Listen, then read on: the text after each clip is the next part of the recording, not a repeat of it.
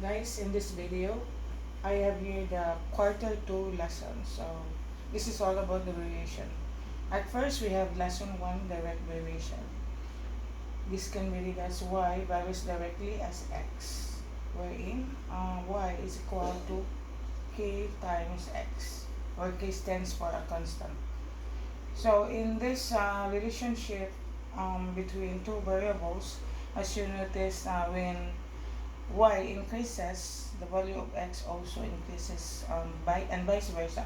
Same thing when x decreases, the value of y also decreases. So in some cases, if the unknown is the constant, all you have to do is just solve for k. So by the given formula, y is equal to k times x, all you have to do is divide both sides by x. Divide both sides by x, so you can cancel the x. What being left, you have the value of k that is equal to y over x. Now, this equation you're going to use when the unknown is the constant. However, in some examples, two variables given,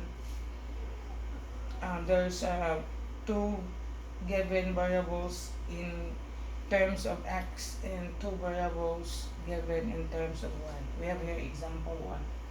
So in example 1, we can use this equation.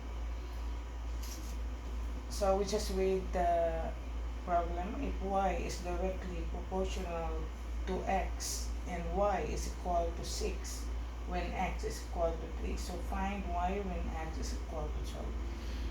So to make it simple, we just use the equation y over x. Y over x, which is equal to y over x. We just write here y sub 1, here y sub 2, x sub 1, here x sub 2. So the sub here stands for the given value here. So in the first sentence, y is directly proportional to x, and y, the first y is 6, and the first x is 3. Same thing, the second y is unknown. We just write y is unknown, and the second x is 12.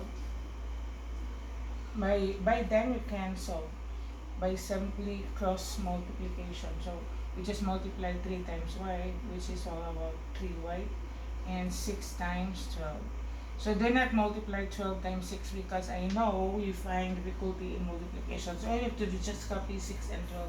And this simply signifies 6 times 12. Do not multiply because it takes time. So after that, you just divide both sides by 3 to solve for y. And simply, you can simply cancel 12 and 3, or 6 and 3, depends upon you. So 12 divided 3, that would be 4, and 6 times 4, that would be 24. Which means your answer is 24. This is the second value of y, which is the unknown. So this is the second value of y, the answer is 24.